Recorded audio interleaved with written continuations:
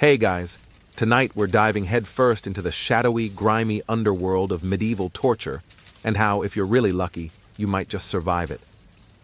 Picture yourself chained in a dim dungeon, damp stone walls closing in, the faint clink of iron tools echoing nearby. The air's thick with the scent of mold and fear. You probably won't survive this, but hey, that's why we watch from the safety of our beds, right? So, before you get comfortable, take a moment to like the video and subscribe, but only if you genuinely enjoy what I do here.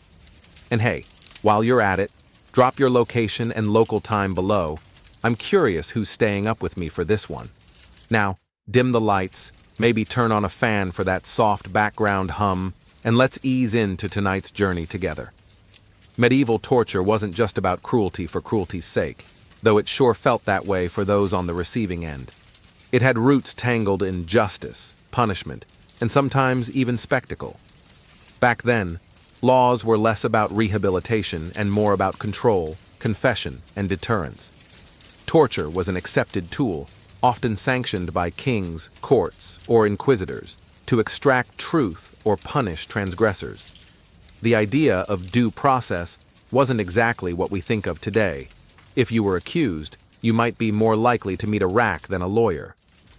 The origins of medieval torture trace back to Roman and early medieval practices, evolving through centuries of shifting power dynamics. Torture's use grew significantly in the High and Late Middle Ages, roughly 1100 to 1500 AD, partly because rulers wanted faster confessions and partly because public punishment was a kind of brutal theater. Imagine crowds gathered in town squares watching the justice unfold, gossiping while someone endured unimaginable pain. The medieval mindset often saw pain as a pathway to truth or even divine will. Pain could cleanse sin or expose liars. Historians still argue whether torture truly increased confession rates or just fueled false admissions born from desperation. A quirky tidbit? Some medieval torture methods involved animals. Yes, animals, like placing a prisoner in a cage with rats or using dogs as instruments of intimidation. Not exactly your average law enforcement tactics. One such method, not often talked about, involved exposing prisoners to swarms of insects or vermin in enclosed spaces, preying on their psychological terror as much as physical discomfort. As you settle in for this long, dark ride through medieval cruelty, remember, torture was as much a social and political tool as a punishment. It reveals not only the horrors humans inflicted, but also how societies grappled with fear, control, and justice. And despite the darkness, some managed to endure, resist, or even escape. We'll explore all that as we go. So take a deep breath. We're only just beginning. You trudge deeper into the medieval underbelly, where the tools of torment await, gleaming iron, jagged wood, and cold chains that promise nothing but pain. These instruments of suffering weren't just random torture props. They were carefully designed, sometimes ingeniously cruel devices, crafted to stretch, crush, burn, or humiliate. Think of them as the medieval version of a very bad day, times 10. The rack, for example, is perhaps the most infamous. Picture a sturdy wooden frame with rollers at both ends. The victim's wrists and ankles are tied to these, and slowly the torturer cranks the rollers, stretching the body until joints threaten to pop and muscles scream. It was a method designed to break not only bones, but spirits, and many didn't survive more than a few sessions. The rack's popularity spanned across Europe, especially during inquisitions. The idea? Stretch the truth out of you, quite literally. Historians still argue whether the rack was as widespread as popular culture claims, but its fearsome reputation is undeniable. Then there's the Iron Maiden, that creepy upright sarcophagus studded with spikes, shutting victims inside for a slow, agonizing demise. Except, here's the kicker. Historians debate whether the Iron Maiden was actually used in medieval times or invented later to stoke horror tales. The first documented Iron Maiden is from the 18th century, suggesting it might have been a morbid myth retrofitted into the medieval torture canon. Still, the image sticks: shiny spikes and a closed coffin of pain, a sort of medieval horror movie prop. Moving on to branding irons and mutilation tools, which weren't just about pain, but marked your identity forever, like a permanent "I was bad" tattoo.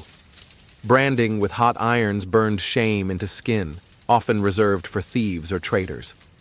Cropping ears or noses was another common punishment, mutilations that branded social status and public dishonor. Imagine walking through town with half an ear missing. The stigma was as painful as the injury. A fringe detail?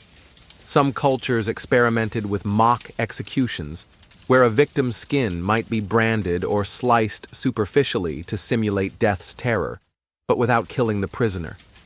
The psychological torment there was brutal. The Judas chair is a particular piece of medieval furniture you'd rather avoid. Think of a wooden seat covered in spikes. Sitting down means plunging sharp points into your backside. Some versions had spikes that could be adjusted or were longer in the center, designed to maximize agony. Oddly enough, some victims managed to stay seated for hours, forcing torturers to increase the stakes. The endurance required was more than physical. It was sheer mental willpower. People still debate exactly how this device was constructed and used, as contemporary accounts vary widely. Water torture, which may sound less medieval and more modern, actually has deep roots in this era. Techniques ranged from forced drowning simulations to pouring water relentlessly onto a victim's face. One notorious variant was waterboarding, terrifying even now. Historians still argue about the precise medieval methods, but records mention water cures meant to break resistance without killing the prisoner immediately. The sound of water, cold and relentless, combined with the fear of drowning, created a uniquely cruel experience. The pair of anguish, a curious, somewhat legendary device, was said to be inserted into orifices and then expanded, causing unbearable pain. Some scholars think it might be a myth, exaggerated over time or confused with other instruments, but the stories persist, contributing to medieval torture lore's rich tapestry. Whether it existed or not, the idea alone was enough to haunt many. Then we have the scavenger's daughter, less known but no less horrifying. Unlike the rack, this device compressed the body, bending prisoners painfully to force confessions or punish dissent. It was a rare instrument, used mostly in England, and named mockingly after the torturer Leonard Skevington. Its crushing pressure made survival dicey, and it's an excellent example of how medieval torture was not one-size-fits-all, but adapted by region and inventor. A quirky historical note. Some torturers reportedly took pride in inventing new devices or modifications, treating their work almost like an art form. The instruments sometimes came with elaborate decorations, ironic considering their use. Medieval torture wasn't just physical punishment. It was theater, intimidation, and, in a twisted way, craftsmanship. The toolbox of medieval torment was vast, varied, and often customized to the victim and crime. But remember, each instrument wasn't just a tool. It was a symbol, a message to the populace about the consequences of defiance, heresy, or crime. And for those trapped in their grip, it was a nightmare made real. You step cautiously now into the shadowy chambers and dank dungeons where medieval torture was not only practiced, but designed to unnerve and dominate. These weren't just any rooms, they were carefully crafted theaters of dread, with cold stone walls, dripping moisture, and that faint lingering stench of sweat, blood, and despair. Whether in a castle basement, a church's secret oubliette, or a public square's scaffold, the setting mattered as much as the tools. Torture chambers varied wildly. Some were cramped, barely enough room for one prisoner to lie down, others spacious enough to stage public executions or interrogations. The dampness often seeped into bones, making muscles stiff and nerves fray even before the torment began. The air was thick with fear and the unspoken stories of countless victims. Inquisitors and judges wanted these spaces to feel suffocating, to break down the human spirit before any instrument touched skin. The public square played a surprisingly major role in medieval torture. Spectacles were common. Authorities knew a terrified crowd could amplify punishment's impact, making it a public lesson in obedience. Imagine standing amidst shouting townsfolk, the clang of iron chains mixing with whispers and cries. Sometimes, executions and tortures were timed with market days, ensuring maximum attendance. The psychological toll of being exposed, humiliated before friends, family, and strangers, was a torture all its own. Contrast this with secret dungeons, hidden beneath castles or monasteries, where prisoners faced isolation and darkness, their only company rats and the drip-drip of water. These cells often had no light, no fresh air, and little comfort, designed to break down sanity slowly. Some were so deep below ground that daylight was a distant memory. You'd lose track of time here, your senses dulled, mind teetering on the edge. A quirky historical note? Some torture chambers had mirrors strategically placed, not to help prisoners see themselves, but so inquisitors could watch victims from hidden vantage points, or so victims could catch a glimpse of their tormentors without direct eye contact. Psychological warfare through architecture. The iron cage, or scaffold of shame, was a public torture device. Imagine a cage raised on poles, where victims were left exposed to the elements and public ridicule for days or weeks. Hunger, cold, and humiliation were the tortures here, sometimes followed by execution or release if the crowd's mood shifted. Crowds sometimes threw food, stones, or worse at the captive, turning spectators into active participants in suffering.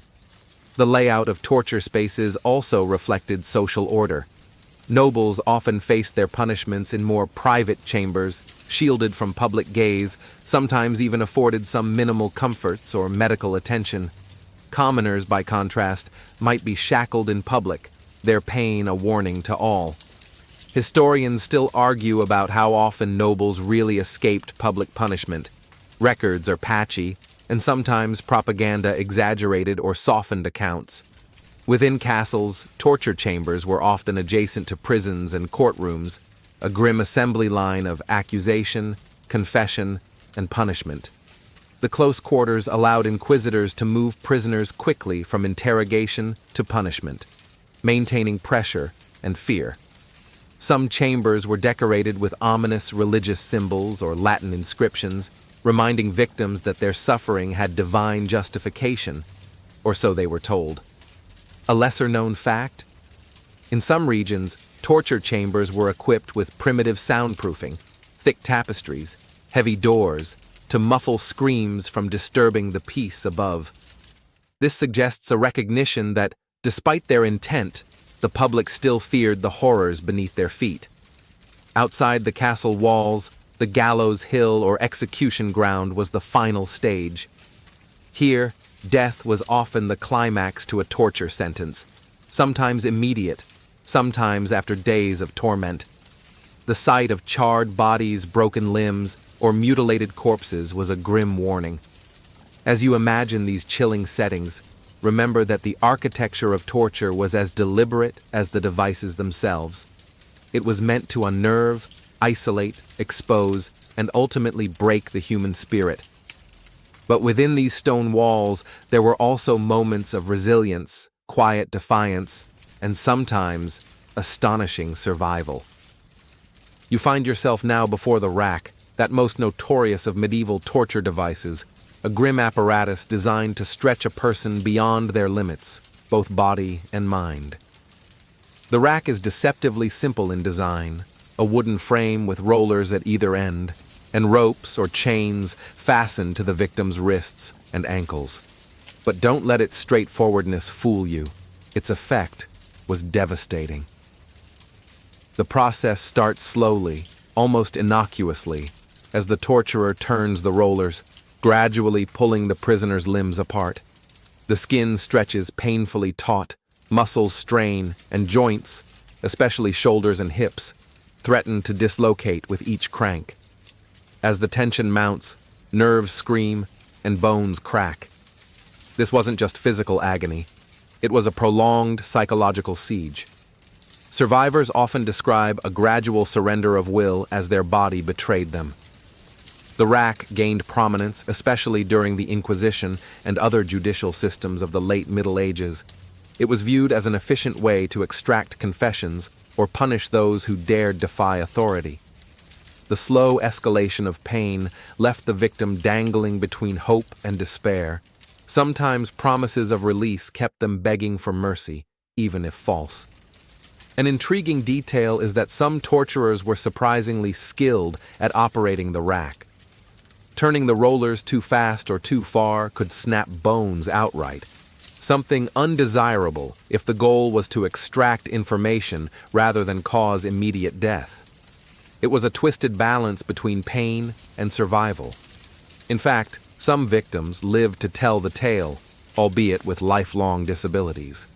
Now, historians still debate how widespread the rack's actual use was. Some suggest that its fearsome reputation outpaced real-life deployment, amplified by sensational chronicles and later popular culture. Yet, archaeological evidence and contemporaneous records confirm it was indeed employed in various European courts. The image of the rack remains etched in collective memory as a symbol of medieval cruelty. On a quirkier note, in some accounts, victims were lubricated with oil or grease before being tied down to ease the tension on their skin, sort of like medieval slip-and-slide torture. This may sound bizarre, but it highlights how torturers experimented with methods to prolong suffering without causing immediate death. And here's a lighter, if grim, comparison. If you've ever tried to stretch a stubborn piece of chewing gum over your fingers, multiply that sensation by 1,000, add bone cracking, and you're halfway to understanding the rack. The rack was a dark dance between tormentor and victim, a slow, torturous stretching of body and will. Surviving it demanded nerve, endurance, and sometimes a touch of luck. And while the machine itself is thankfully a relic, its legacy in stories and nightmares lives on. You'd think the Iron Maiden, that iconic spike-studded sarcophagus of medieval nightmares, was a staple of torture lore. But here's where reality gets a little twisty. The image of a victim being slowly impaled inside this metal coffin has haunted imaginations for centuries. Yet historians still argue whether the Iron Maiden actually existed in medieval times or was a gruesome invention of later eras. The first documented Iron Maiden surfaces only in the 18th century, with no concrete evidence from medieval records. Some scholars believe it was a form of museum myth, designed to shock and entertain visitors, rather than a genuine torture device. It's like the medieval version of a horror movie prop, retroactively slapped onto history for dramatic effect. That said, the idea wasn't entirely fanciful. Medieval Europe did have cages and enclosed spaces lined with spikes or sharp points used for imprisonment or torture. The Iron Maiden likely evolved from these concepts, but the fully enclosed spike coffin is probably a later exaggeration. Still, the Iron Maiden symbolizes the era's extreme cruelty and plays a huge role in popular culture. Museums sometimes display Iron Maidens as authentic artifacts, though many are now known reconstructions or outright fabrications. This blurring of fact and fiction keeps the myth alive, fueling debate and fascination. On a less prickly note, the Iron Maiden's popularity in stories tells us a lot about medieval and later society's appetite for horror and spectacle. It's a chilling reminder that sometimes the worst horrors aren't what actually happened, but what we imagine. Here's a quirky detail. Some versions of the Iron Maiden were said to be shaped like human figures, with spikes positioned to avoid vital organs, aiming to prolong agony rather than cause immediate death. A macabre form of medieval design thinking, if you will. Historians still argue whether such devices were ever used in official tortures or were merely instruments of fear and legend. The debate also touches on how much medieval cruelty was exaggerated by later writers for political or moral purposes. The Iron Maiden's story is a fascinating mix of myth, misinterpretation, and reality, a perfect example of how history and horror can weave together. As you picture that spiked coffin closing around you, remember it's as much a ghost from our imagination as from medieval dungeons. You're now marked by the searing heat of branding irons and the sharp snip of mutilation, punishments designed not just to hurt, but to humiliate and label you forever. Branding was one of medieval justice's fiery signatures, literally burning your crime onto your flesh, a permanent scarlet letter that said, "I was a thief," or worse. It was a public declaration of shame and a warning to others. The branding iron itself was a hot metal tool, often custom-shaped, sometimes a letter, a symbol, or a simple mark. The process was brutal. The victim was restrained, the iron red hot, then pressed onto skin. The smell of burning flesh was a grim perfume filling courts and squares. It wasn't just about pain, but making you carry your shame visibly. Escape from such stigma was nearly impossible. Most branded individuals were ostracized, barred from many trades or social circles. Mutilation complemented branding by altering or removing body parts. Cropping ears or noses was common. A clipped ear meant thief or vagabond, while a sliced nose might signal a more serious crime. These visible punishments ensured that wherever you went, your past crimes were on display. Imagine trying to explain a missing nose at a medieval feast. It was a social death as much as physical. An intriguing fringe tidbit is that some mutilations were ritualized. For example, ears might be cut in stages during repeated offenses, escalating the humiliation.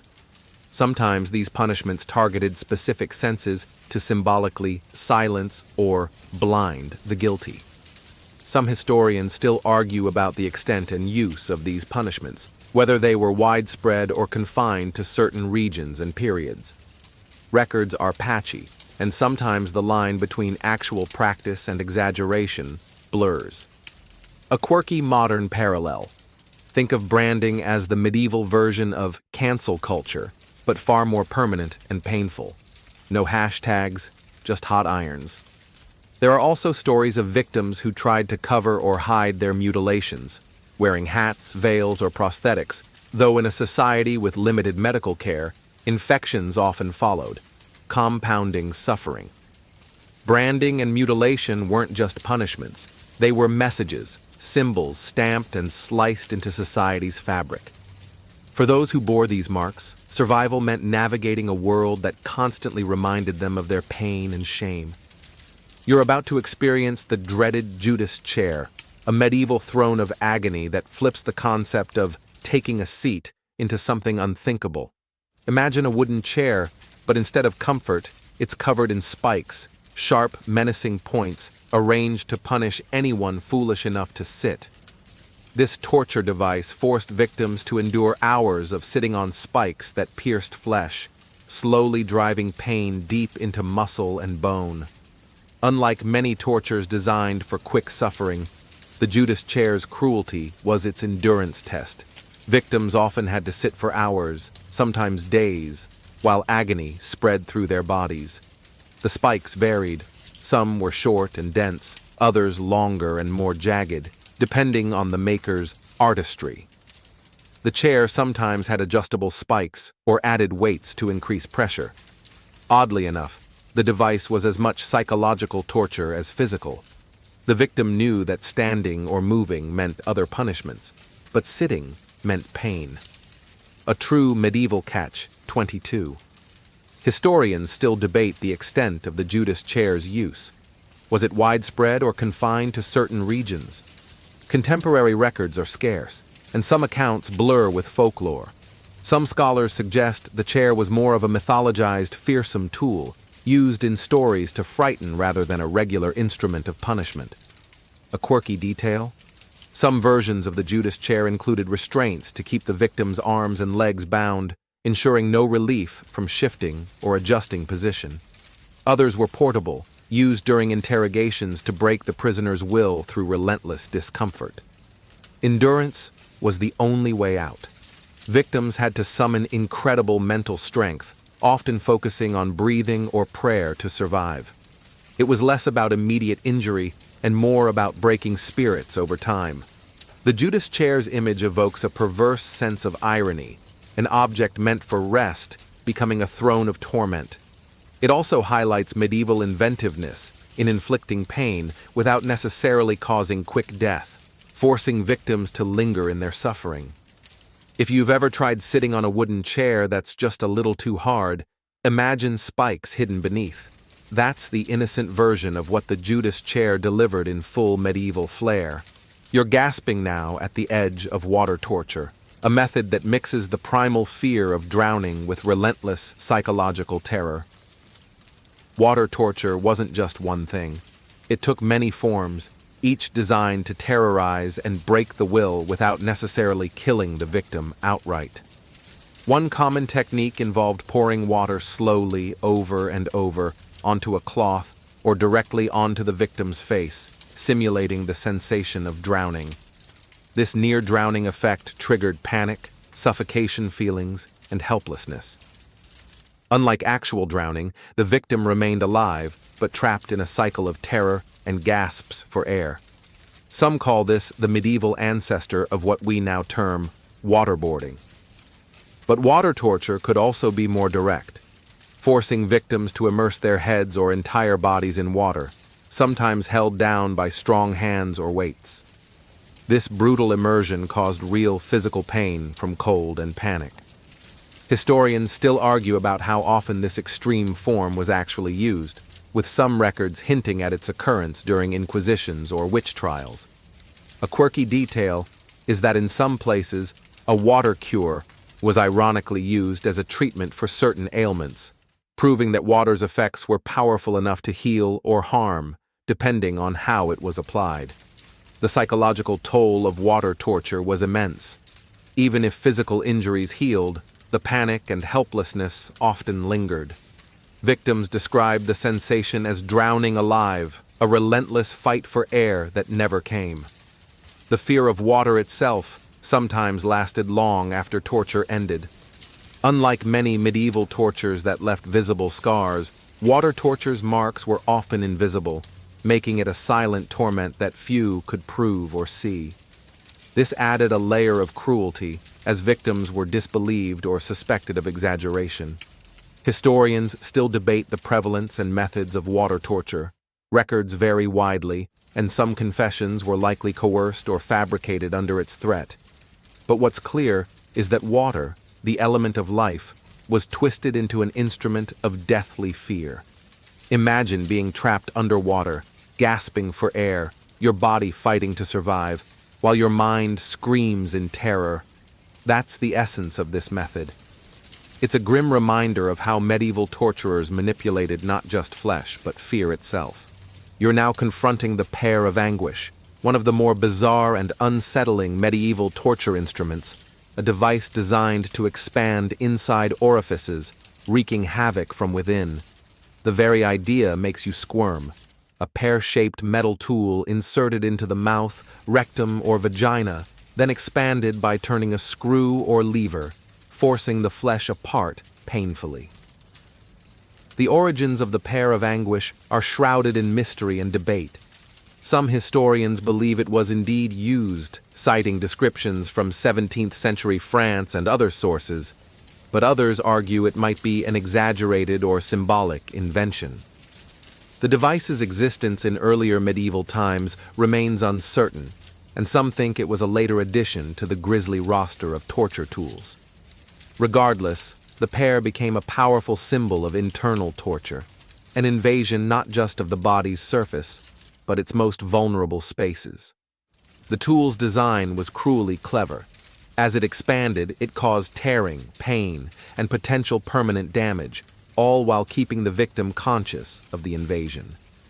A quirky tidbit? Some versions of the pair reportedly had multiple sections, like layers of a Russian nesting doll, that could expand sequentially, intensifying the agony over time. Imagine the slow, merciless widening, each turn turning agony up a notch.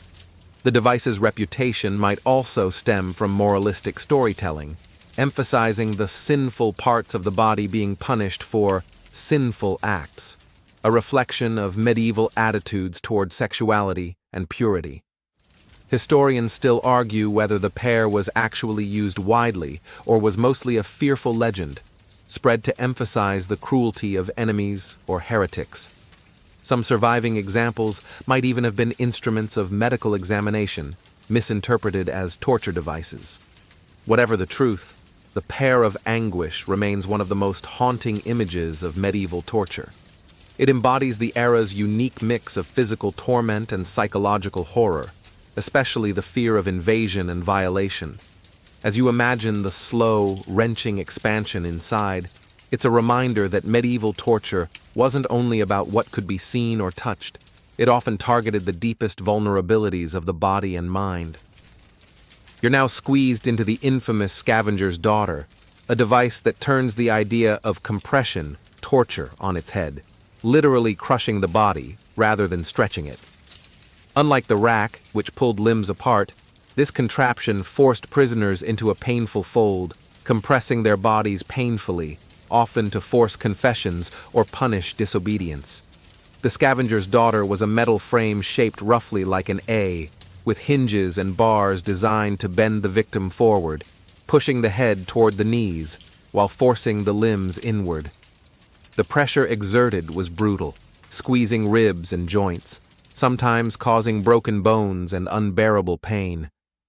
Named mockingly after Leonard Skevington, an English lieutenant of the Tower of London, the device was relatively rare but feared for its merciless efficiency. It was often used on prisoners in the tower, a grim reminder that no medieval punishment was truly gentle. What's fascinating is how different this device was from more common stretching tortures. The scavenger's daughter instead embraced crushing, compacting the human body into unnatural positions.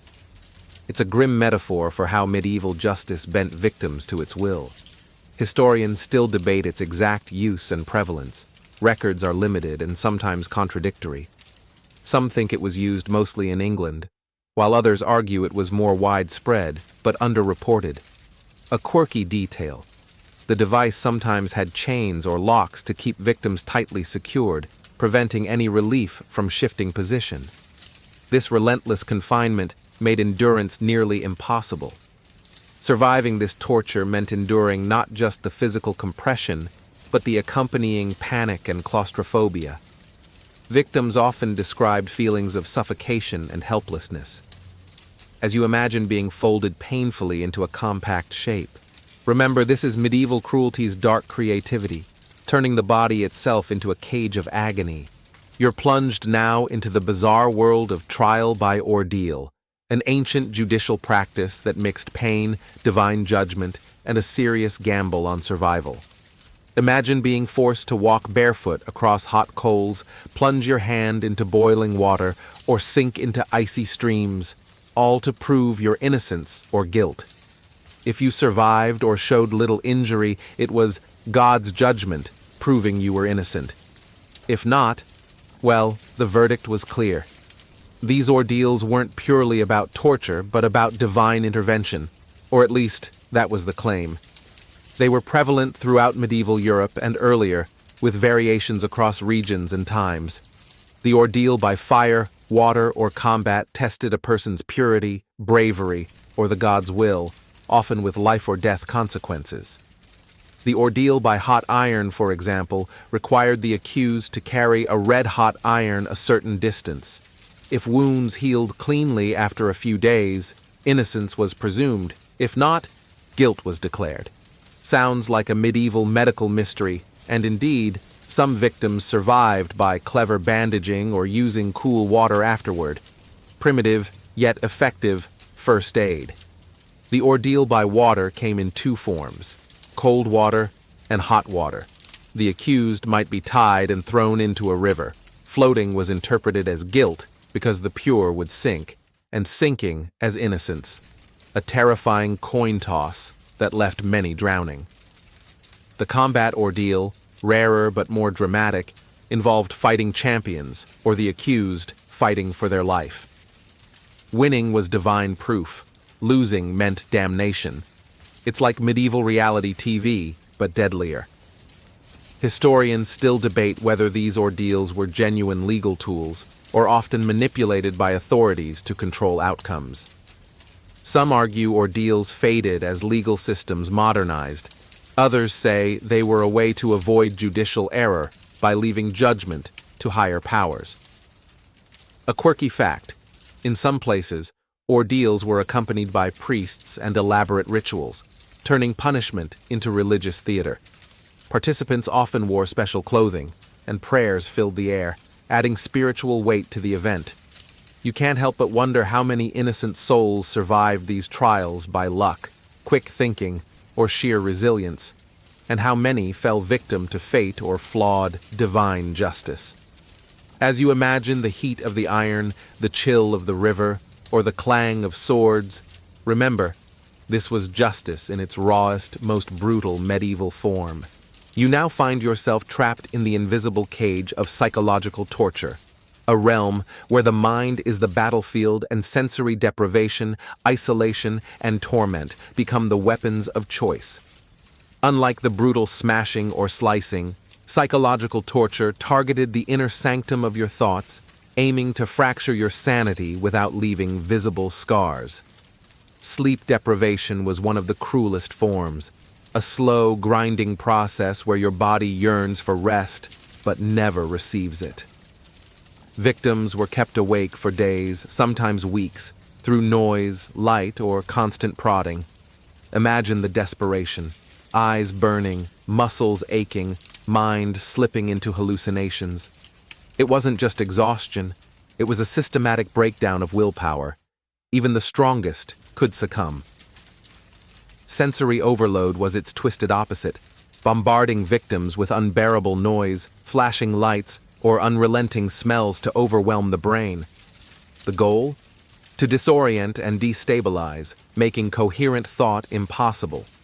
Some torturers used bells, drums, or chanting to create an incessant cacophony. Others doused prisoners in foul odors like rotting food or animal waste, ensuring no relief. Isolation added another cruel layer. Being confined alone in a dark, silent cell with no human contact could unravel even the toughest. Hours turned into days of endless silence or eerie quiet, where the mind conjured its own demons. Some prisoners were so broken by solitude they begged for any kind of pain, even physical torture, just to feel something. An interesting fringe fact: some medieval dungeons used black cells designed to strip away all sensory input. Prisoners often forgot time, identity, or even reality itself. These cells were a form of mental death in life. Historians still argue about how systematic psychological torture was in medieval times. Some believe it was used sporadically, often intertwined with physical torture.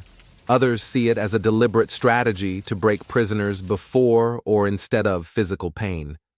Psychological torment was especially favored during inquisitions and witch trials, where mental breakdowns led to confessions and convictions. Torture wasn't always about inflicting wounds. It was about controlling minds. Imagine the mind as a fortress, and the torturer's goal is to find the cracks, wearing down defenses with endless noise, darkness, or sleepless nights until it collapses. For many victims, this was the cruelest form of all. As you lie awake tonight, remember this subtle terror, where the absence of pain can be as torturous as its presence. You find yourself thrust into the noisy chaos of a medieval public square, where torture was as much about performance as punishment. Here, beneath the open sky, prisoners were displayed like grim actors on a stage of fear and control, their suffering broadcast to eager crowds who gathered to witness justice unfold. Public torture served a dual purpose: punishment and deterrence. Authorities believed that by showcasing pain and humiliation, they could instill obedience and fear in the masses. Market days or festivals were common times for such spectacles, ensuring maximum attendance. The crowd's reactions, gasps, shouts, sometimes cheers, were as much part of the event as the torture itself. The sensory experience was overwhelming. The smell of sweat and blood mingled with the stench of refuse as vendors hawked wares nearby. Children clung to parents, while some townsfolk traded gossip and bets on the prisoner's fate. Musicians might play nearby, creating a surreal soundtrack to suffering. Victims were often stripped naked or forced to wear humiliating garments, adding shame to pain. Sometimes they were chained in the pillory or stocks before enduring torture or execution. The social pressure was immense. Humiliation was weaponized alongside physical torment. Interestingly, some spectators believed witnessing torture was a form of moral cleansing, proof that justice prevailed and evil was punished. Religious figures might attend, preaching about sin and repentance, weaving the spectacle into spiritual lessons. Yet, the public nature also created strange dynamics. There are recorded instances where sympathetic crowds intervened, throwing coins to prisoners or petitioning for mercy. On rare occasions, public outcry led to pardons or commuted sentences. Torture wasn't always a one-way street. The public could influence outcomes. Historians still debate whether public torture truly deterred crime or just normalized violence. Some suggest it bred desensitization, making cruelty a communal experience rather than a cautionary one.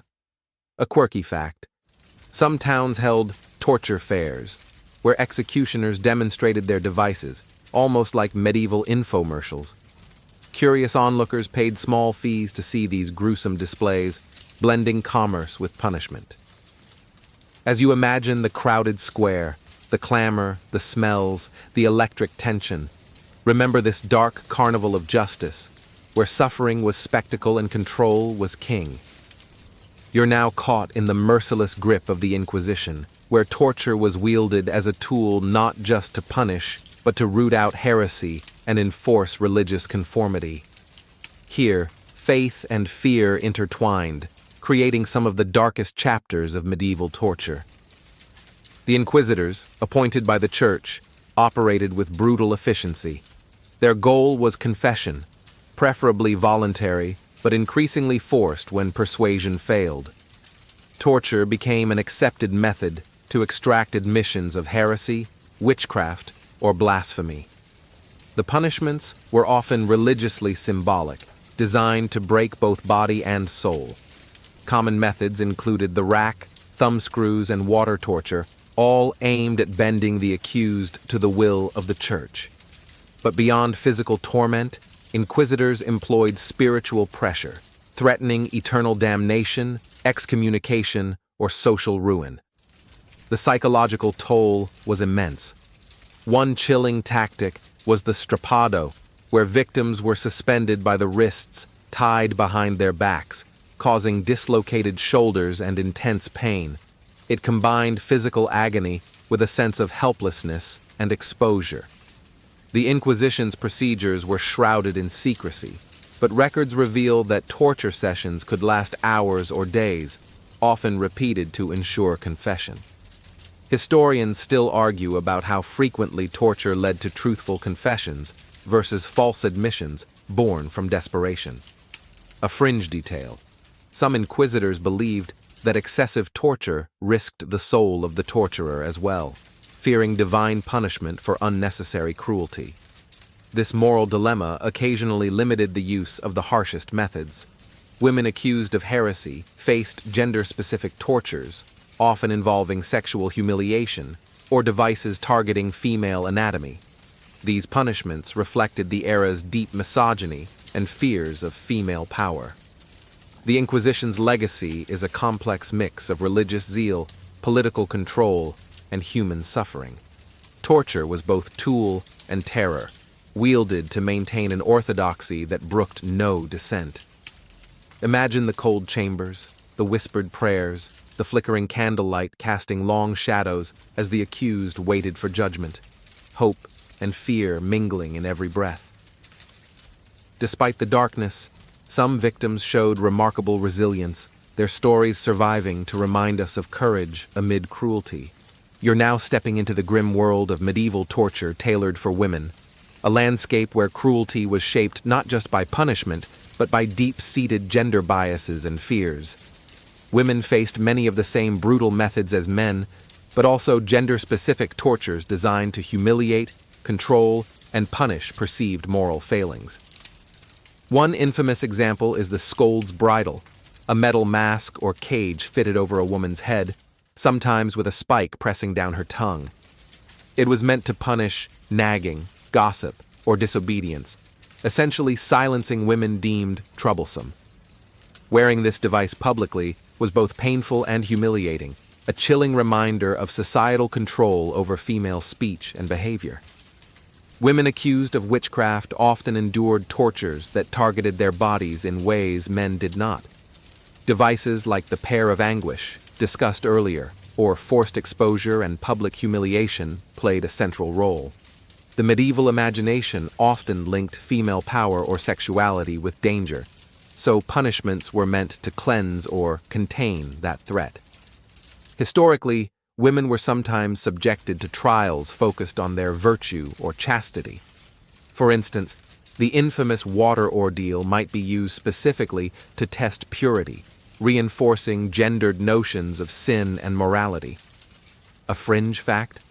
Some medieval torture manuals specifically mention devices adjusted for female anatomy, showing a disturbing level of customization. This indicates how institutionalized and pervasive gendered violence was. Historians still argue about the scale of gender-specific torture, how widespread it was versus exaggerated in later accounts. But surviving records and artifacts underscore that women's experiences of torture were distinct and deeply intertwined with their societal roles. In some cases, women used endurance and cunning to survive or manipulate their torturers. Stories of female prisoners feigning death or appealing to shared gender bonds sometimes bought precious time or mercy. Imagine the added horror of pain, layered with social humiliation, being punished not only for a crime, but for existing in a body feared and controlled. As you reflect on this dark chapter, remember the strength of those who endured these tortures, fighting against a system designed to break both flesh and spirit. You now find yourself facing the heart-wrenching reality of children caught in the merciless grip of medieval torture, a shadowy corner of history that chills even the hardest minds. While we often think of torture as an adult punishment, there are documented cases of children subjected to brutal treatment, raising painful questions about justice and cruelty in those times. Children might be accused of heresy, witchcraft, or petty crimes, and despite their youth, were not spared harsh punishments. Some were imprisoned, physically abused, or even tortured to extract confessions or as warnings to others. The medieval legal system, lacking protections for minors, treated them with shocking severity. Historians still argue about the extent of child torture, how common it really was, and whether it was systematic or sporadic. Records are scarce and sometimes contradictory, complicated by propaganda or later interpretations. Yet, what exists is enough to confirm that children were vulnerable victims. One heartbreaking example involves the use of the rack or thumbscrews on adolescent prisoners during inquisitions. The pain and trauma must have been unimaginable. Psychological torture, such as isolation or threats, also targeted young minds, aiming to break innocence into submission. A quirky but tragic detail? Some courts allowed children to be witnesses or accusers under duress, creating cycles where children were both victims and agents within torture-driven legal systems. The social status of the child played a role too. Noble children might be spared physical torture but could face psychological manipulation or imprisonment, while peasant or orphan children had fewer protections. Stories survive of children who endured and even escaped torture through bravery or the intervention of sympathetic guards or relatives. Their resilience stands as a testament to human endurance in the darkest times. Imagine the terror of being small and helpless, trapped in a world where adults wielded power without mercy, and survival meant more than just physical endurance.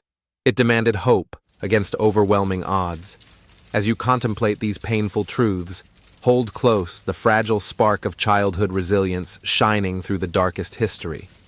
You are thrust into the brutal world of medieval warfare, where prisoners of war faced a unique set of tortures designed to punish, extract information, or simply assert dominance. Unlike battlefield injuries, these torments were premeditated, carried out behind castle walls or in prison camps, often with cruel ingenuity. Captured soldiers were sometimes subjected to mutilation, limbs crushed or cut off as warnings to others. Others faced psychological torture, isolation, starvation, or threats against their families back home. Torture served as a tool to break enemy morale and force cooperation. One common device was the cage, where prisoners were confined in small iron boxes exposed to the elements. The physical discomfort was compounded by public humiliation, as these cages were often displayed near castle walls or town squares. Starvation and exposure often led to death long before any formal execution. Historians still argue about how widespread such treatment was. Some argue that chivalric codes led to better treatment of noble captives, while common soldiers suffered more. Yet, many accounts highlight a grim reality of selective cruelty based on rank and status. A quirky detail: some medieval commanders used mock executions or staged tortures to intimidate prisoners without actually harming them, relying on fear as a weapon.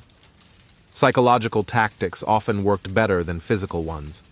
Escape stories abound: prisoners who used cunning, bribery, or sheer luck to flee torture and imprisonment. These tales became legendary, inspiring songs and ballads. Imagine the terror of being caught behind enemy lines, stripped of freedom, and facing not just death in battle, but slow, deliberate torment. The battlefield's aftermath was often as deadly as the fight itself.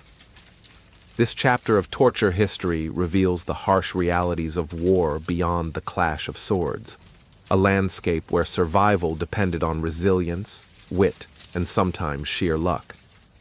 You are now caught in the tangled web of torture and confession, a dark dance where truth and falsehood blur under unbearable pressure. In medieval courts, extracting a confession was often the ultimate goal, a supposed key to justice. But torture complicated everything. It forced prisoners into confessions that were sometimes truthful, often fabricated, and always shaped by pain. Confessions obtained under torture were legally admissible in many medieval jurisdictions, making torture an official tool of justice. The logic was twisted but simple. Pain would compel the guilty to admit their crimes, yet the reality was messier. Faced with relentless agony, many confessed to crimes they never committed, lying just to make the torture stop. This led to a cascade of tragic outcomes: innocent people punished, false accusations spiraling, and social trust eroding. Some prisoners named accomplices or fabricated conspiracies, fueling paranoia and witch hunts. Historians still argue about the reliability of torture-induced confessions and the extent to which medieval legal systems depended on them. Some suggest torture was a last resort. Others say it was routine. A quirky, yet grim fact: some torture manuals advised interrogators to alternate pain with rest, coaxing confessions gently after breaking the victim's spirit. Psychological manipulation was key. The tension between confession and truth created legal dilemmas. Judges sometimes demanded corroborating evidence or tested confessions against facts, but the line was blurry. Torture blurred justice into a haze of fear and pain. Victims often faced a cruel choice: endure torture longer or admit to anything. The fear of false confession haunted many, sometimes leading to despair or suicide. Imagine the mental torment of knowing that telling the truth could mean continued pain, but lying might seal your fate. The medieval legal system gambled with lives on this razor's edge. This dark chapter reminds us that truth under torture is a fragile, unreliable thing, distorted by agony and human frailty.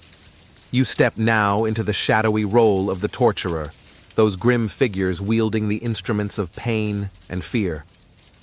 Often misunderstood or vilified, torturers occupied a strange social niche, feared, sometimes shunned, but indispensable to the medieval justice system. Far from faceless monsters, many torturers were trained professionals who took pride in their craft. They knew their tools intimately, the precise way to crank the rack, apply pressure without killing, or prolong agony just enough. Some were artists of agony, inventing new devices or refining techniques to improve efficiency. Yet, the social status of torturers was complicated. They were often ostracized, seen as necessary evils. In some cities, torturers lived in designated quarters, married within their caste, and passed their trade through generations. They carried social stigma, but sometimes held surprising power as their skills were in demand. A quirky historical tidbit? Some torturers had nicknames or titles, and a few even kept journals detailing their methods and successes. One infamous executioner in medieval Germany was known for his detailed notes, which historians now study to understand torture practices. Despite their roles, torturers faced moral dilemmas. Some struggled with the violence they inflicted, others embraced it. A few reportedly showed mercy, easing pain when possible. The profession was as human and varied as any other. Historians still debate how much agency torturers had. Were they mere tools of authority or active participants in cruelty? Their stories offer complex insights into the human side of medieval justice. Imagine the weight of wielding such power, the responsibility to enforce law through pain, balanced against isolation and fear from society. The torturer's life was a paradox, feared, necessary, and often lonely. As you consider this role, remember that behind every tool and scream was a human mind grappling with duty, fear, and morality in a brutal world. You now step into the realm of survival stories, the astonishing tales of those who endured, escaped, or outwitted the grip of medieval torture. Against all odds, some prisoners not only survived their torment, but managed to preserve hope and humanity amid cruelty. Endurance was often mental as much as physical. Victims developed strategies, focusing on breath, recalling loved ones, or mentally checking out to dissociate from pain. Some used prayer or meditation, tapping into inner strength to outlast tormentors. Escape stories, though rare, offer sparks of hope. Some prisoners bribed guards, exploited moments of negligence or feigned death. Others relied on outside help, a sympathetic jailer, family intervention, or daring rescue. These tales became legends, passed down as symbols of resistance. A quirky fact? Some prisoners learned to manipulate their torturers, pretending more pain to shorten sessions or less to appear stronger. Psychological games between torturer and victim were subtle and critical. Historians debate the prevalence of successful escapes and endurance tales, often relying on embellished chronicles or folk stories. Yet the human capacity to survive even the worst is undeniable. In one famous case, a prisoner survived the rack by expertly controlling breathing and tensing muscles, preventing joint dislocation. Another escaped chains by stealthily loosening bindings over days. Imagine being locked in darkness, facing unbearable pain, and yet finding a spark of will to fight. This resilience is a testament to the human spirit's depth. These survival stories remind us that even in the darkest moments, hope and cunning can shine through, offering lessons in strength that echo across centuries. You now find yourself in the curious intersection of medieval medicine and torture, a world where healers sometimes treated the very victims of brutal punishments, navigating a complicated line between saving lives and enabling cruelty. Physicians and surgeons in medieval times often found themselves attending to torture's aftermath, attempting to mend shattered limbs, stop bleeding, or ease infections. Medieval medical knowledge was limited but surprisingly advanced in some areas. Surgeons understood anatomy and had tools to set broken bones or cauterize wounds. However, antiseptics and anesthesia were unknown, making every treatment painful and risky. Healing a torture victim was as much a battle against infection and shock as against injury. Doctors often faced ethical dilemmas. Were they saving victims to prolong suffering or to restore health? Some willingly served courts and prisons, gaining favor and income, while others objected to treating torture wounds. The Church's influence sometimes swayed medical practice, balancing mercy with obedience. An intriguing detail is that some torturers had basic medical knowledge, applying rudimentary first aid to keep prisoners alive long enough for multiple sessions. It's a grim collaboration where pain and healing existed side by side. Historians debate the extent to which medicine mitigated torture's effects. Some argue it lessened mortality, prolonging suffering. Others suggest it offered genuine relief and chances of survival. Interestingly, medical texts from the era include references to torture injuries, with recommendations for treatment, showing that doctors recognized and adapted to these brutal realities. Imagine a surgeon's hands, skilled yet trembling, navigating wounds inflicted by devices like the rack or the Judas chair, trying to bring relief amid darkness and despair. This uneasy alliance between medicine and torture highlights the complexity of medieval life, where compassion and cruelty coexisted in uneasy balance. You find yourself in the tangled embrace of torture and religion, a world where pain was often seen as divine punishment or a path to redemption. Medieval society deeply intertwined suffering with spirituality, believing that enduring agony could cleanse sins or bring one closer to God.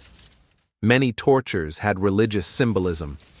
Flagellation, for example, mimicked Christ's passion, with some penitents whipping themselves voluntarily in acts of piety. Yet, when imposed as punishment, it was both physical and spiritual torment, meant to humble the sinner. The Church played complex roles. On one hand, it condemned torture. On the other, it sanctioned inquisitions and punishments to root out heresy. Clergy often witnessed or even administered torture, believing it saved souls by forcing confession and repentance. Saints and martyrs who endured torture were venerated, their suffering seen as holy sacrifices. Their stories inspired faith but also justified pain inflicted on others deemed sinful or heretical. A fringe fact? Some religious orders specialized in spiritual torture, employing fasting, isolation, or sleep deprivation as penance or punishment, blurring lines between discipline and cruelty. Historians still debate the Church's complicity and the theological justifications for torture. Was it a necessary evil or a moral failing? The answers remain complex and contested. Imagine the flickering candlelight of a chapel doubling as a torture chamber, prayers mingling with screams, a place where salvation and suffering were inseparable. This fusion of faith and pain reveals medieval society's struggle to reconcile justice, mercy, and power through the lens of religion. You're now stepping into the eerie realm of the witch trials, where torture became a grim centerpiece in hunting supposed witches, those scapegoats of fear, superstition, and societal unrest. Accused women, and sometimes men, were subjected to brutal interrogations, designed to extract confessions of dark pacts and malevolent deeds. Torture during witch trials often involved a terrifying blend of physical pain and psychological terror. Devices like thumbscrews, the rack, and the strappato were common, aimed at breaking both body and will. The accused were pressured to name accomplices or confess to impossible crimes, fueling an ever-widening witch hunt. A quirky but chilling detail? Some torturers used witch prickers, sharp needles meant to find the devil's mark, a spot supposedly insensitive to pain. Innocent flesh was pierced repeatedly, sometimes leading to infections or death. Historians still argue about the exact number of victims and the role torture played in false confessions. Some suggest confessions were often coerced and unreliable, while others see torture as central to the trial's brutal logic. The witch trials reveal how fear and power mingled dangerously, with torture as a tool to enforce conformity and scapegoating. Imagine the claustrophobic interrogation rooms, the flicker of candlelight casting monstrous shadows as accused witches faced impossible choices: confess and die, or resist and suffer more. Despite the horrors, some accused maintained their innocence to the end, their courage echoing through history. This chapter reminds us how torture, when combined with paranoia, can spiral into devastating injustice. You're now wandering through the patchwork of medieval Europe, where torture customs varied as widely as the languages spoken. From England's grim courts to the shadowy dungeons of Italy and the brutal inquisitions of Spain, each region had its own unique twists on torment. In England, torture was officially less common but still practiced, often focusing on instruments like the rack and the scavenger's daughter. The English legal system, with its roots in common law, was hesitant to use torture as extensively as continental counterparts. However, during periods like the Tudor reign, its use intensified, especially against political and religious dissenters. Meanwhile, France embraced public torture spectacles and was home to notorious devices like the breaking wheel, where victims were shattered and displayed. French inquisitions were relentless, using torture to root out heresy and control the populace. German territories exhibited a mix of brutal efficiency and ritual. Torture devices were often elaborately designed and executions held in high public drama. Records mention a wider use of psychological tortures alongside physical ones, emphasizing confession over death. Italy's patchwork of city-states saw diverse practices influenced by local laws and church authority.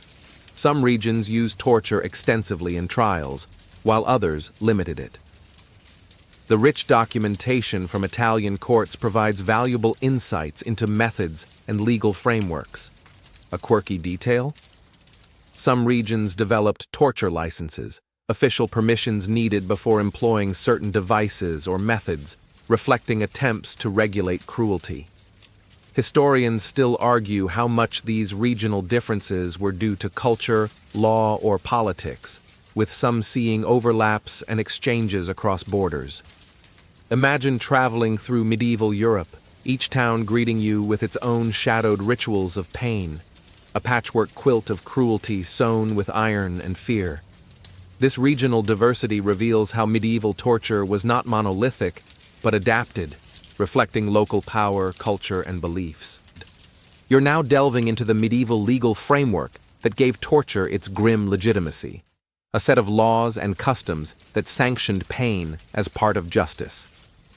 Far from random acts, torture was embedded within codes, wielded by judges and officials as an instrument of authority.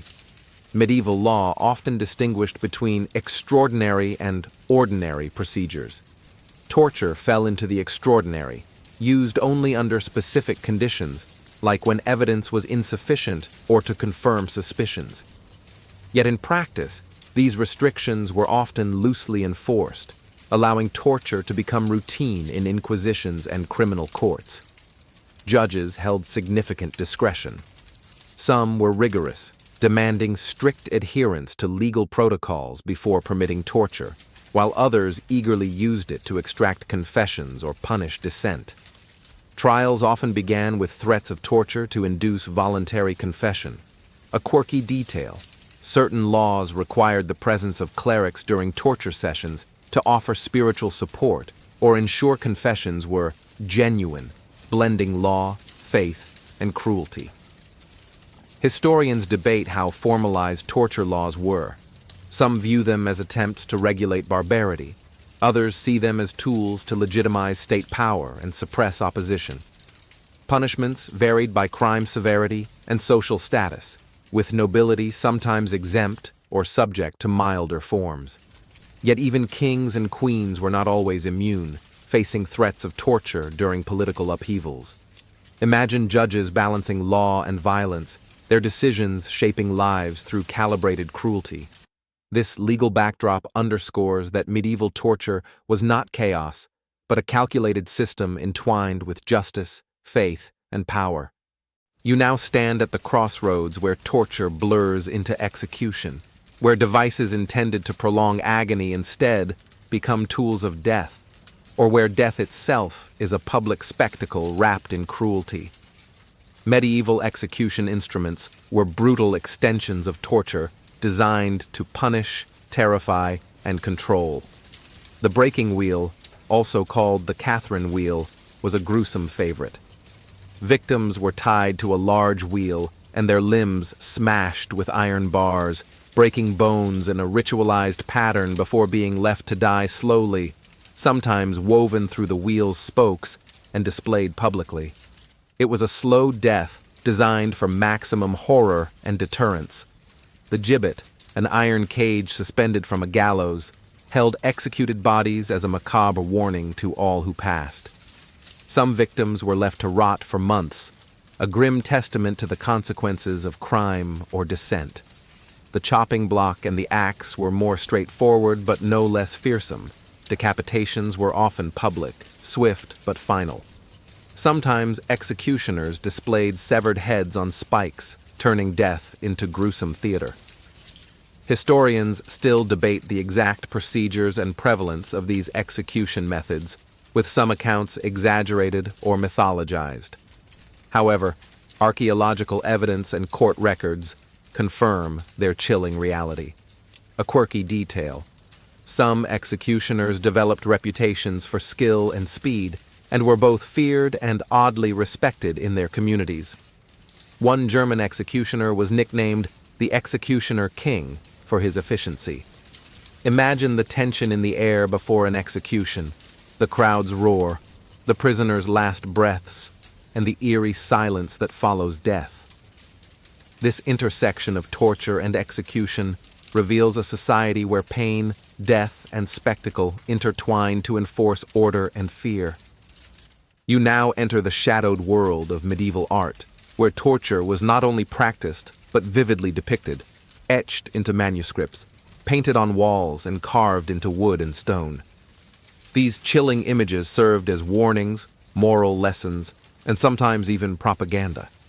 Manuscripts often included illustrations of torture scenes alongside legal texts or religious writings.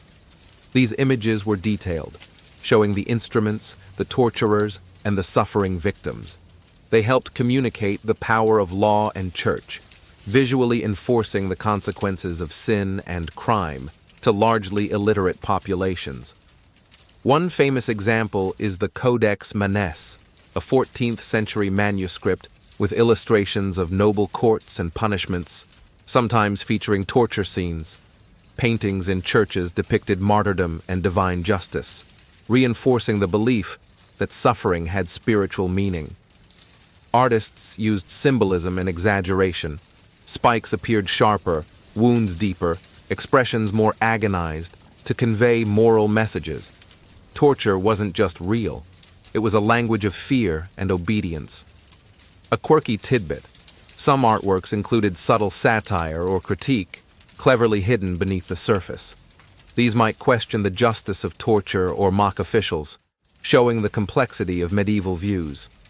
Historians still debate the accuracy of these depictions, whether they reflected actual practice or served primarily symbolic purposes.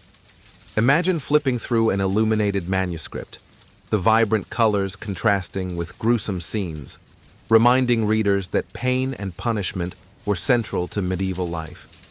This artistic legacy reveals how torture shaped not only bodies, but imaginations, weaving cruelty into culture and memory. You now find yourself in the tangled realm where torture and storytelling collide, the world of medieval literature and myth, where real practices mixed with legend to create enduring narratives of horror and justice. These stories shaped perceptions of torture long after the devices fell silent. Medieval chronicles, plays, and ballads often featured graphic torture scenes designed to thrill, warn, or moralize. Tales of villains being stretched on racks or condemned to iron maidens thrilled audiences while reinforcing social order and the consequences of sin. Some stories amplified or invented devices, like the Iron Maiden's spike-lined coffin, to create more terrifying images. These narratives blended fact with imagination, creating a folklore that sometimes outpaced reality. A quirky detail, the trickster figure or clever prisoner who outwits torturers, appears frequently, a popular motif offering hope and subversion amid brutality. Historians debate how much literature influenced actual torture practices versus reflecting them. Some argue stories hardened public acceptance of cruelty, while others see them as subtle critiques. Medieval myths about torture also crossed into religious tales, where saints endured suffering with miraculous endurance, inspiring faith, but also legitimizing pain. Imagine listening to a traveling bard recounting tales of torture and justice by the firelight, mixing truth and fiction to captivate and warn. These stories remind us that torture's legacy lives not just in history books, but in the stories we tell about pain, power, and survival. You now find yourself enveloped in the subtle but relentless grip of sensory deprivation and isolation, the quieter, less bloody, but equally brutal forms of medieval torture that preyed on the mind's need for connection and stimuli. Unlike the flashy horrors of racks or spikes, these tortures worked in silence and darkness, slowly eroding sanity. Prisoners were confined in dark, cramped cells, sometimes called black holes or dungeons, where sunlight never penetrated. The absence of sound, touch, and sight created a vacuum where the mind turned inward, often producing hallucinations, despair, and madness. Isolation was a weapon. Prisoners cut off from human contact lost the ability to anchor themselves in reality. Days blurred into endless nights. Minutes stretched infinitely. Some were kept alone for months or years, a living death far worse than physical pain. A fringe fact? Some records mention white cells, completely lit and silent rooms, where sensory overload combined with isolation to break prisoners in different ways. Historians still debate how widespread sensory deprivation was, as it left no physical scars and few records. Yet, its psychological toll is undeniable, influencing modern understandings of solitary confinement's dangers. Imagine the crushing loneliness. No voices, no faces, just your thoughts echoing endlessly in a void. This form of torture reveals a medieval understanding, whether intentional or accidental, of how essential sensory input is to human sanity and how its removal can be weaponized. You find yourself pondering the age-old question: did torture actually deter crime, or did it simply breed fear and suffering? Medieval societies believed firmly in the power of brutal punishment as a warning, a spectacle that would make potential wrongdoers think twice. But historians still debate whether torture achieved its goals or merely perpetuated cycles of violence. Public executions and tortures were intended as clear messages: defy authority, and this will be your fate. The logic was simple and harsh. Fear, it was thought, was the best law enforcement tool. Yet some records suggest that in some regions, crime rates did not fall despite widespread torture, indicating a complex relationship between punishment and behavior. Moreover, the spectacle of torture sometimes desensitized communities, turning violence into routine entertainment.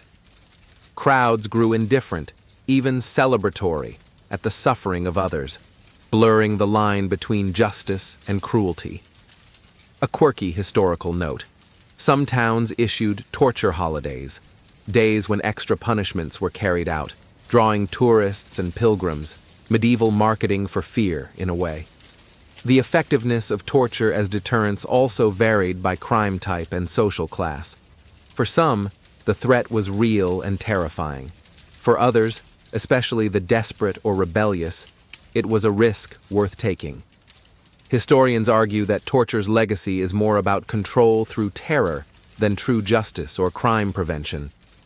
Imagine living in a world where fear ruled daily life, and public pain was a grim reminder of power's reach. This debate reminds us that pain and punishment are complex tools, often with unpredictable outcomes. You're now entering the clever, desperate world of escape mechanisms, the subtle tricks and cunning strategies prisoners use to survive or stall their torturers. In the face of overwhelming cruelty, human ingenuity shone through like a flickering candle in the darkness. Some prisoners learned to manipulate their restraints, loosening knots over time or using hidden tools smuggled in by allies. Others feigned illness or madness to confuse guards and reduce their torment.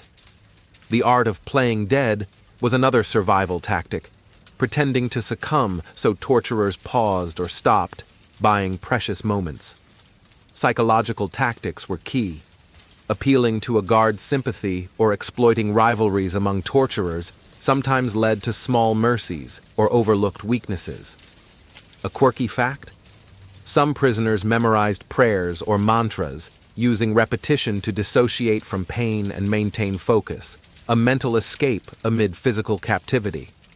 Historians debate how often these strategies succeeded, as many stories come from later accounts or folklore, but the human drive to survive is undeniable.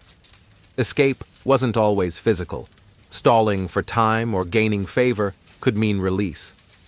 Some captives forged false confessions to end torture, a grim compromise.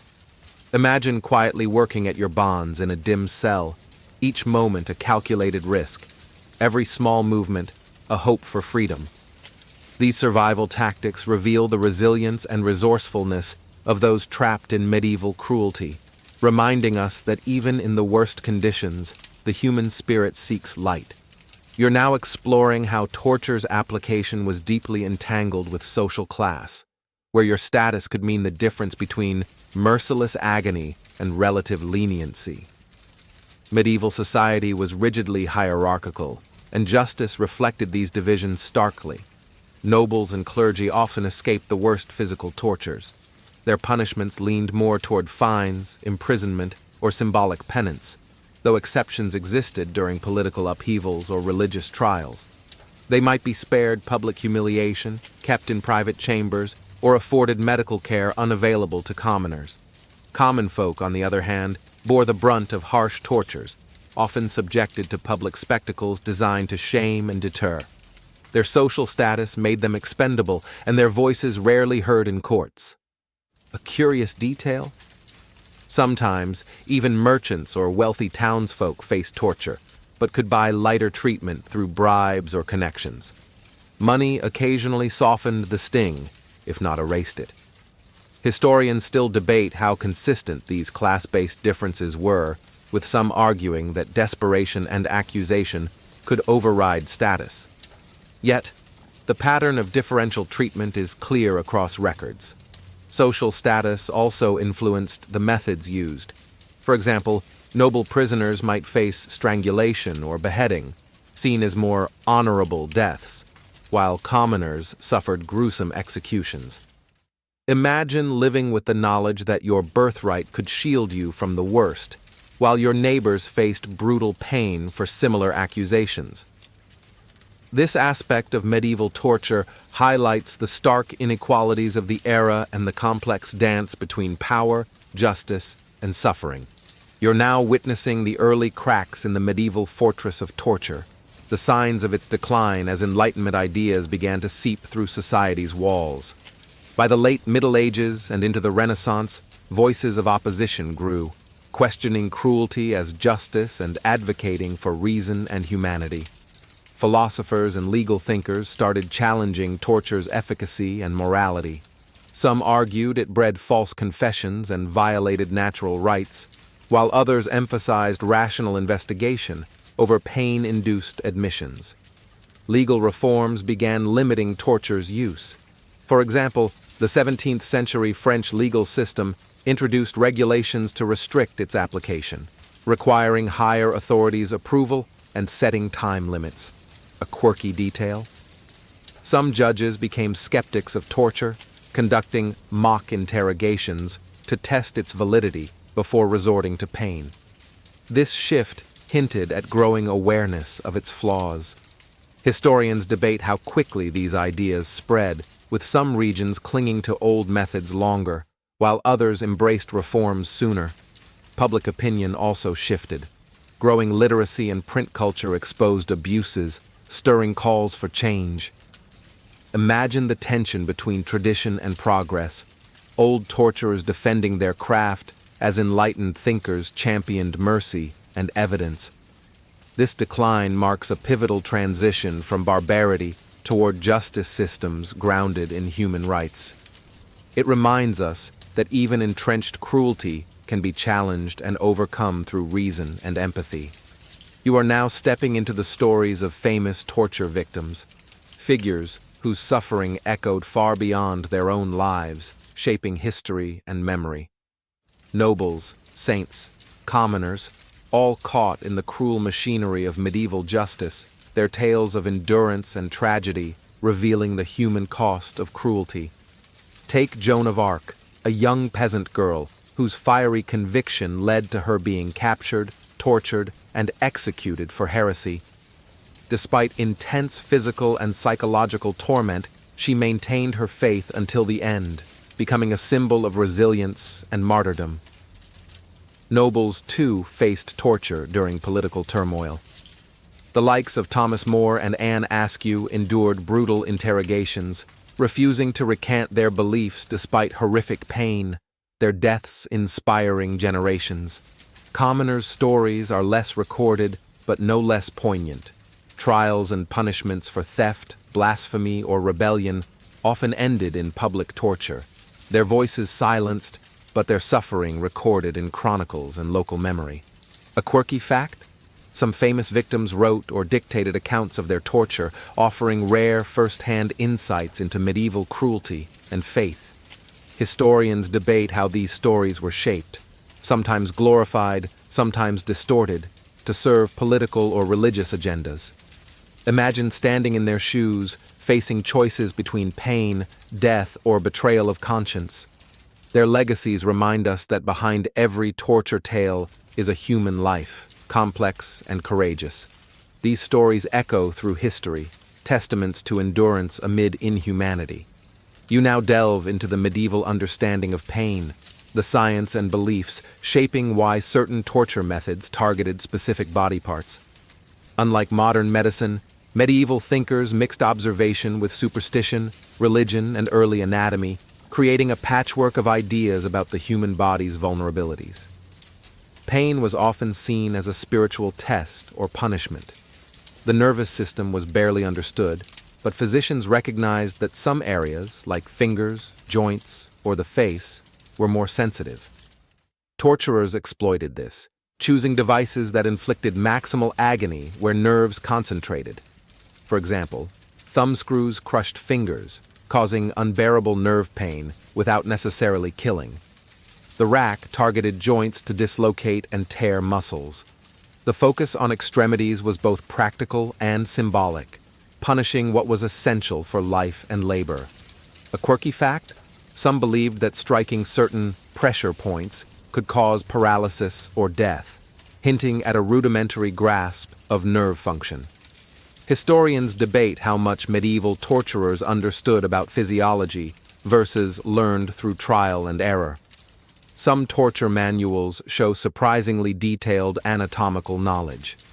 This mix of science and superstition shaped not only torture, but also early medical treatments, as doctors sought to heal or mitigate pain in the same sensitive areas. Imagine a medieval torturer carefully choosing where to apply pressure, guided by a blend of faith, fear, and empirical knowledge. This glimpse into the science of pain reveals how medieval cruelty intertwined with emerging understandings of the body. You now find yourself tracing torture's long shadow into the present, its legacy woven into modern fascination, legal systems, and cultural memory. Although medieval torture devices gather dust in museums, their echoes resonate in how we think about pain, justice, and human rights today. Modern legal frameworks reject torture outright, enshrining protections in international law. Yet debates continue about the use of harsh interrogation, enhanced techniques, and the balance between security and ethics. The medieval past serves as a cautionary tale, reminding societies of cruelty's dangers.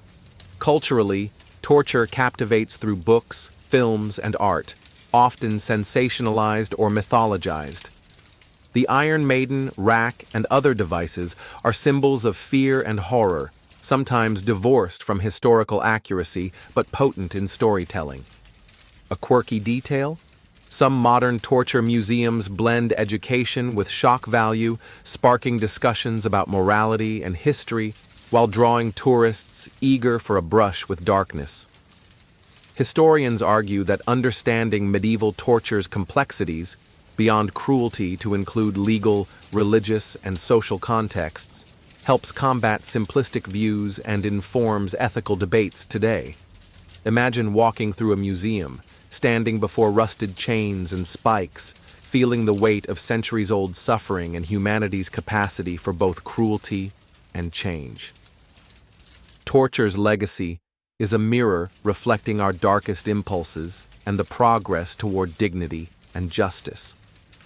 This enduring fascination challenges us to remember, learn, and resist repeating history's darkest chapters.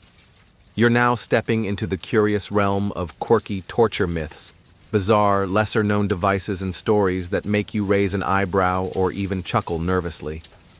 Medieval history isn't just grim and gruesome. It's filled with odd inventions and tales that sound more like folklore than fact, though many carry kernels of truth. Take, for instance, the cat's paw, a claw-like instrument supposedly used to tear flesh, though some scholars suspect it's more legend than reality. Or the heretic's fork, a two-pronged device strapped between chin and chest to prevent head movement, forcing a constant, uncomfortable posture. Then there's the Turk's head, a spiked metal cage placed on the head, not for killing but for humiliation and pain. Some devices were designed with a flair for the theatrical, more about psychological torment than physical damage. A quirky tidbit. Some torturers were inventive pranksters, creating joke devices that startled or embarrassed victims before serious punishment, blending cruelty with dark humor. Historians debate how many of these myths stem from exaggerated accounts, mistranslations, or deliberate propaganda against enemies. These eccentric devices reflect medieval society's fascination with control, pain, and spectacle, often blurring the lines between fact and fiction. Imagine stumbling upon a dusty torture museum and finding a gadget so strange you wonder if it was a medieval joke or genuine tool. These quirky myths remind us that even in darkness, humanity's creativity shines in strange and unexpected ways. You're now exploring the remarkable mental strategies victims used to survive what seemed unsurvivable. How the human mind became the ultimate refuge amid medieval torture's physical horrors. Survival wasn't just about enduring pain, but mastering the inner landscape of fear, despair, and hope. Many prisoners turned to meditation or prayer, focusing on breath or repeating sacred phrases to dissociate from agony. This mental distancing helped dull pain signals and create a sense of control amid chaos. Some imagined distant places, loved ones, or future freedom, anchoring themselves to hope. Visualization was another powerful tool. Victims pictured themselves as strong, unbroken, or even transforming pain into power. This psychological resilience could slow despair's advance and sometimes outlast torturers' patience. A quirky fact? Some prisoners used humor or sarcasm, even during torture, as a form of defiance and mental escape, a way to reclaim dignity when the body was captive. Historians recognize these strategies through survivor testimonies and religious writings, highlighting the mind's role in endurance. Imagine being strapped to the rack, body screaming, yet your mind floating away to a peaceful meadow or a cherished memory, shielding you from the worst.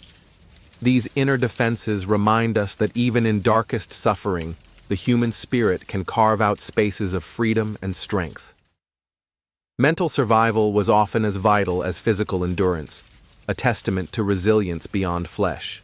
You are now revisiting the tangled relationship between torture and confession, the grim reality that confessions extracted under duress often bore little resemblance to truth. Medieval courts accepted forced confessions as evidence, yet these admissions were fraught with contradictions and dangers. Confessions could be false, born from unbearable pain rather than guilt. Victims named innocent people, fabricated crimes, or said what torturers wanted to hear just to end agony.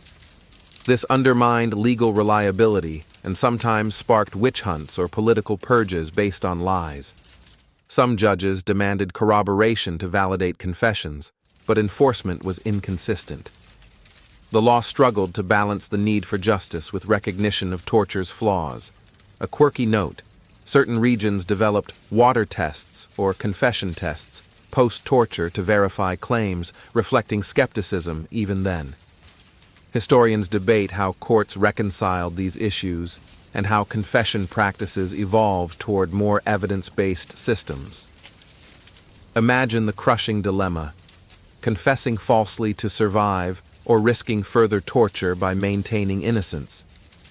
This tension highlights torture's corrosive effect on truth and justice. Understanding this fraught legacy informs modern legal protections against coerced confessions. You find yourself gently stepping back from the shadows, the clang of iron and the cries of anguish fading like echoes in a distant cave. The world of medieval torture, a labyrinth of pain, power, fear, and resilience, slowly softens around you. The images of racks and spikes, of shadows cast in damp dungeons, begin to dissolve into the quiet hum of history's whispers. Remember, behind every cruel device and every act of suffering was a human story, of endurance, hope, and sometimes defiance. While the darkness seems endless, the light of survival shines through, a testament to the unbreakable spirit that persists even in the bleakest moments. As the night deepens, allow yourself to breathe in this calm, leaving behind the weight of horror. The past is a teacher, but it need not haunt you. Let the gentle rhythm of your breath guide you toward peace, the soft hum of the fan like a lullaby in the distance. Feel your body relax, your mind ease. The terrors of medieval torture are stories now, distant echoes softened by time. You are safe here, in this moment, cradled by history and kindness alike. Let the darkness become a quiet blanket, wrapping you gently, and know that with dawn, new hope awaits. The resilience of humanity is a light that no shadow can extinguish. Now, as your eyes close, carry this quiet strength with you and drift into a peaceful sleep, safe, calm, and free.